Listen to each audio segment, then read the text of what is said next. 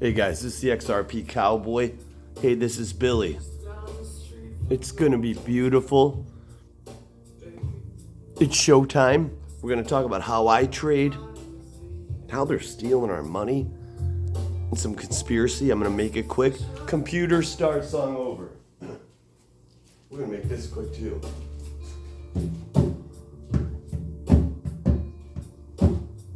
Just down the street from your hotel, baby, I stay at home with my disease.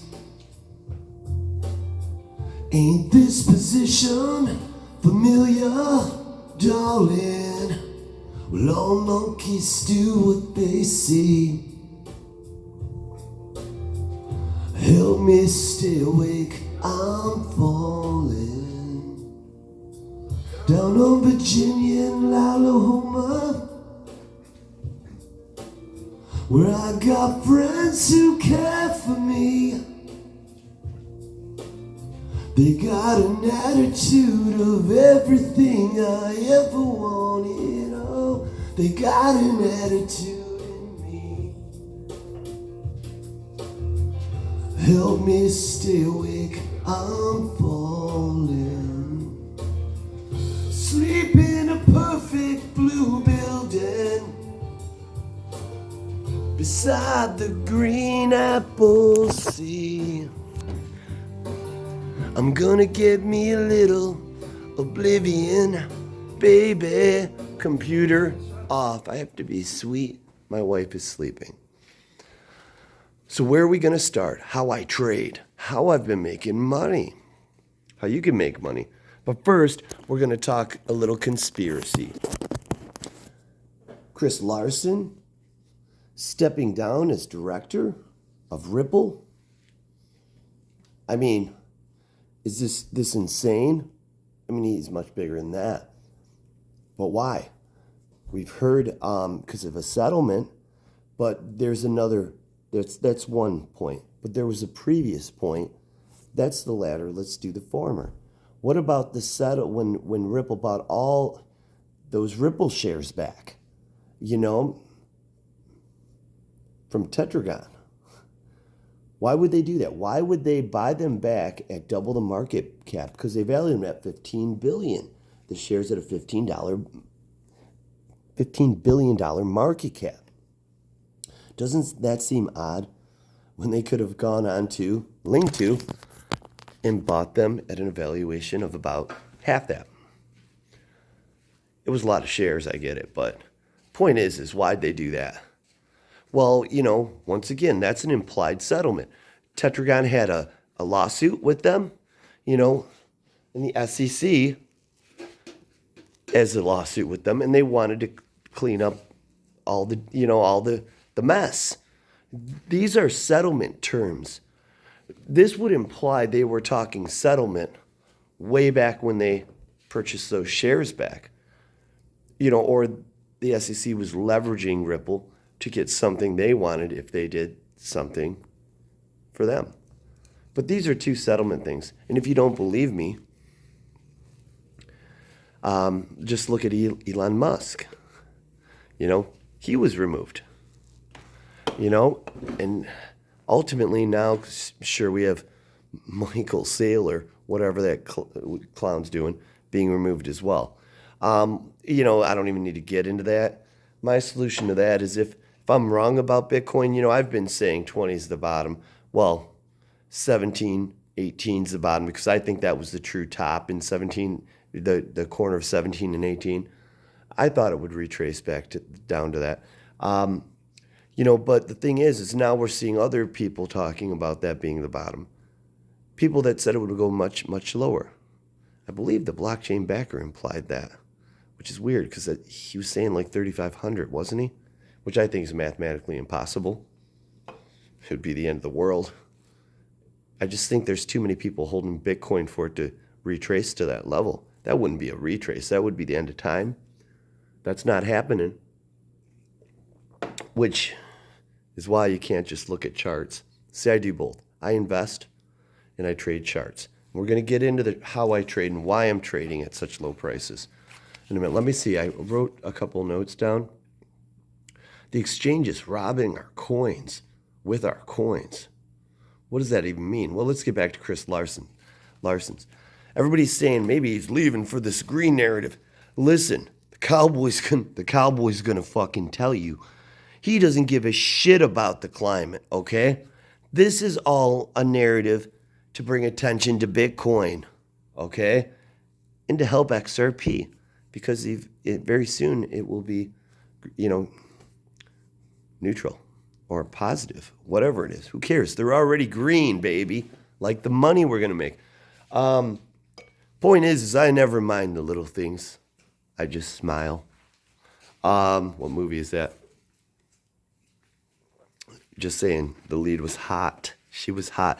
But that was a long time ago. She's probably not so pretty anymore. Girl, you're pretty, but you're in my city, right? So it's not about the green narrative. Mickey, be fresh, okay? I have nothing against you, but that's just ridiculous. That he kind of sounds like a sheep when he starts talking like that, to be honest with you. Not saying he is, though. He seems like he's okay, I'm not trying to be negative towards any YouTubers at all. I mean, except for BitBoy. But other than that, I'm just hoping he sues me so I get some attention. Anyways, how are the exchanges, Rob? Well, the market manipulation with the high frequency trading, what happens is they see buy orders coming in sell orders. So ultimately what happens is they also see the leverage traders, the people that are 2x, whatever, they're borrowing money. That's what leverage means. You're borrowing money. And they're letting people leverage more than they have, really. And what happens is the price goes down to a certain point. They sell your coins instantly, and you get wiped out. And what happens with these high-frequency traders is these exchanges, and I mean, I'm not sure it's happening, but what happens is they rocket the price down to a certain point, and then all the margin people get wiped out. These people have families like you and me who need the money, who have moon dreams and everything. We're worried about people hacking us. The exchanges are hacking us.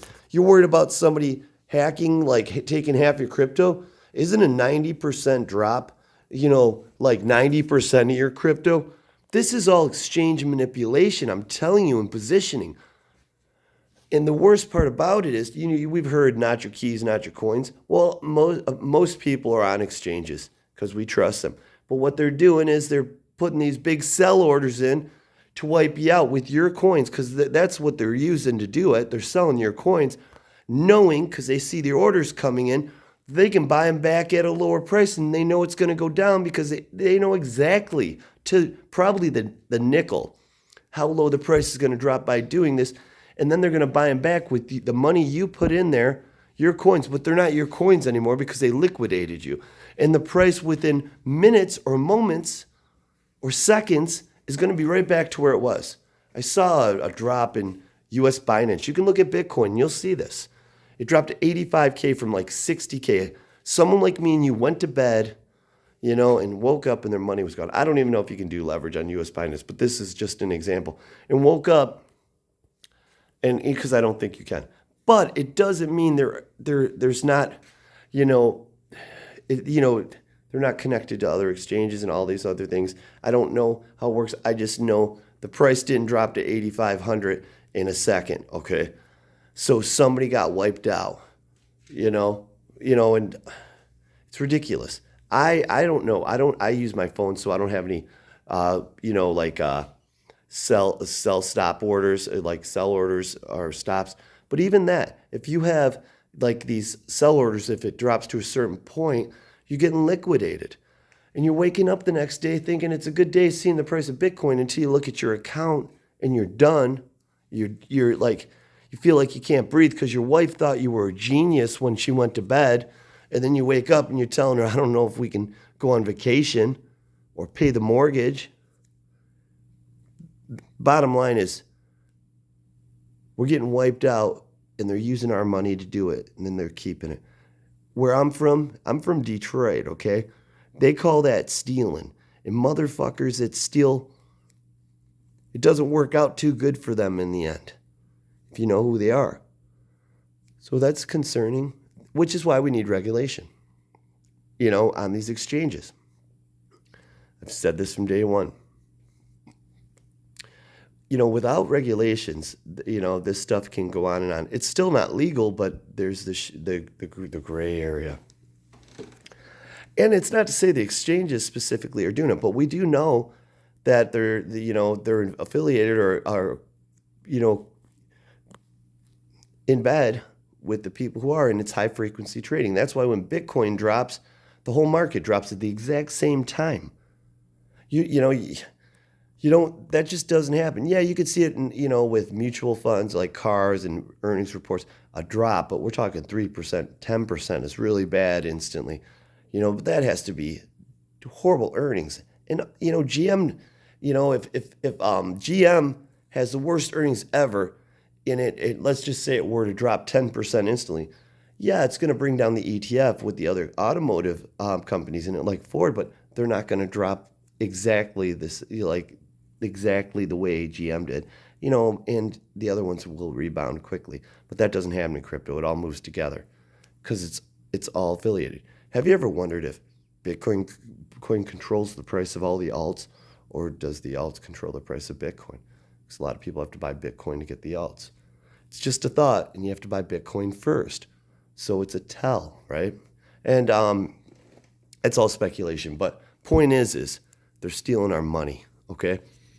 So now I'm trying to make this quick, so I'm not being as much fun as I usually am. But how do you trade this market? My buddy's like, how do you trade it? Well, I said there's two ways. I like to sell when I look at Bitcoin, and when it's at a point of resistance, I'll sell like 25% of something. And I have like 10 things. And 9, honestly, probably 7 of them I don't give a crap about. I don't even know what they do. I just know their price history. That's what chartists do. They don't need to know the companies. They don't want to know the companies because it might influence them. But the point is when Bitcoin, like right now, it's like at 24, that's resistance. Sure, it goes a little above it, 24K. But I know if I have one of my alts is up 15% or so, I'll sell 25% of it at that 24, and then I'll wait for it to correct, maybe 10%, maybe 8%, maybe 15%. And that's, we talked about this on my video, and then I'll just buy it back. And it's an alt that I'm already up on. So if I never can buy it back, that's my taking profit, and I'm happy with it. Now, there's another side to this. Sometimes I'll flip it into something else that I own that I, know has had good price action history that's down maybe 10% from that. If I feel like I'm not going to have that opportunity to buy it back because the market's moving, and I'll do that. And that is not the advice I would give somebody. Generally speaking, I try to buy the same one back. And thus far, the last month, that's what I've been doing. However, there's a safe way to trade crypto. And people, like my buddy said, why are you doing it now? All these coins are down. Well, I'll tell you why. Because if I can make 5% on a coin, that's 5% more of that coin I have at a down price. So when it goes back up, I'll have more money. And how do you do this safely? Well, it's like swing trading, swinging around.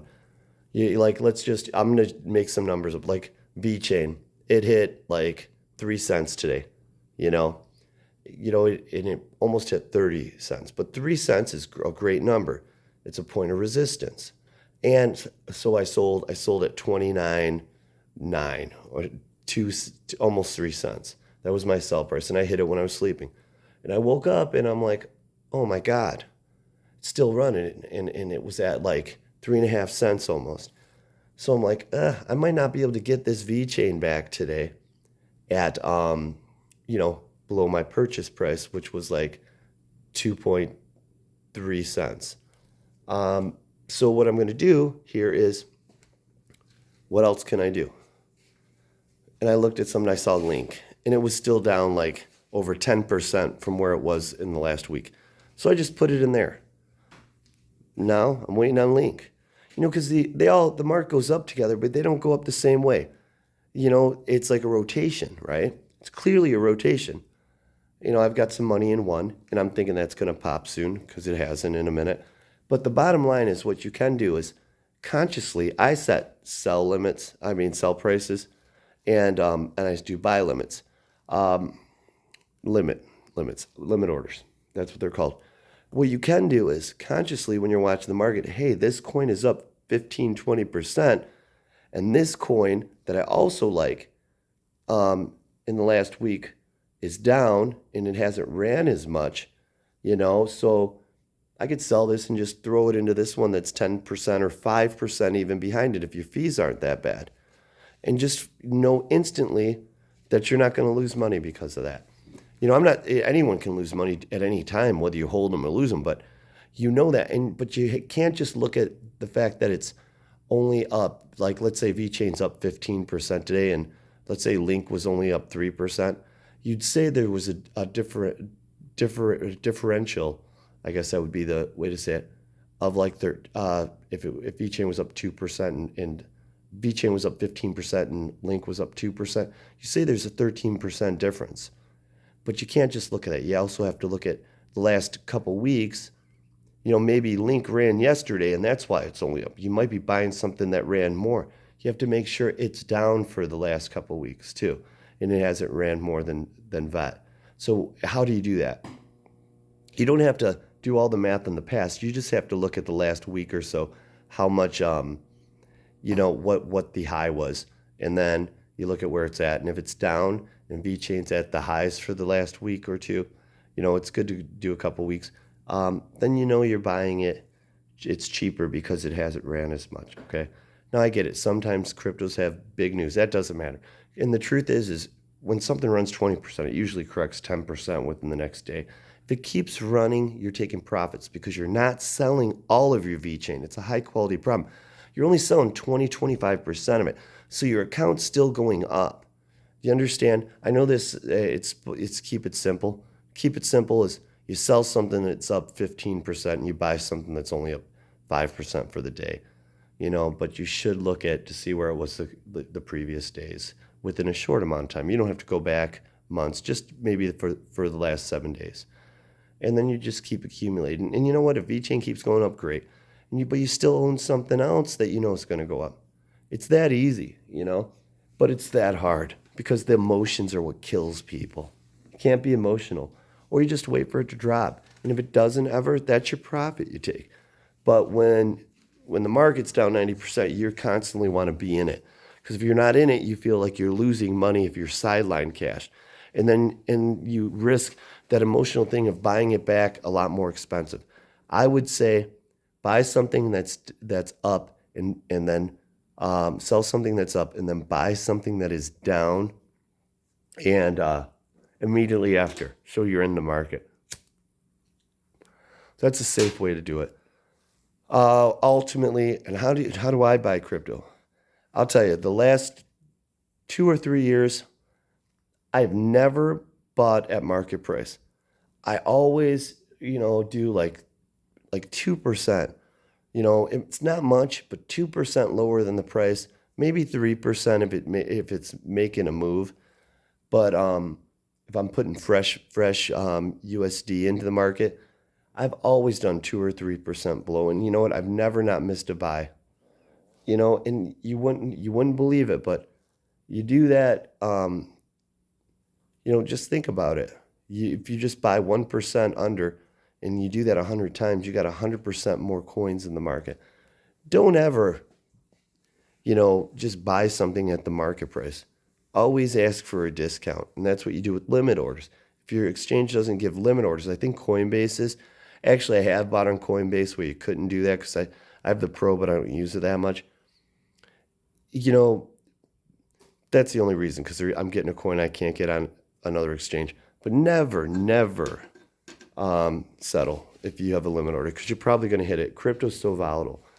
Other than that, this is a short video. It's probably, whatever. But if you take something from it, you're great. We talked about manipulation, why we need regulation. We talked about settlement, and and we talked about how to trade. And I ramble and I get confusing, but I think you get it. Because my dreamers, my roadies are smart. They can piece together the puzzle that I'm throwing out there that's missing a few pieces. But let's talk about one more thing, the price of Bitcoin, which controls the market, or do the alts control the market? Either way, clearly everybody would argue that Bitcoin does, and I understand that. But Bitcoin, the chart, the daily chart, if you look at the daily chart and you look at the last couple months, there's clearly a pattern forming, and ultimately, I think it's really the last month. I'd have to look again, month and a half, 2 months, but ultimately, it looks like to me, it's as clear as day that the next 12 days, honestly, probably 12 days, but Bitcoin, yeah, it's going to drop a little, but it's overall going to just keep going up for the next 12 days, give or take a week, all the way back to 28K, because it can move violently up.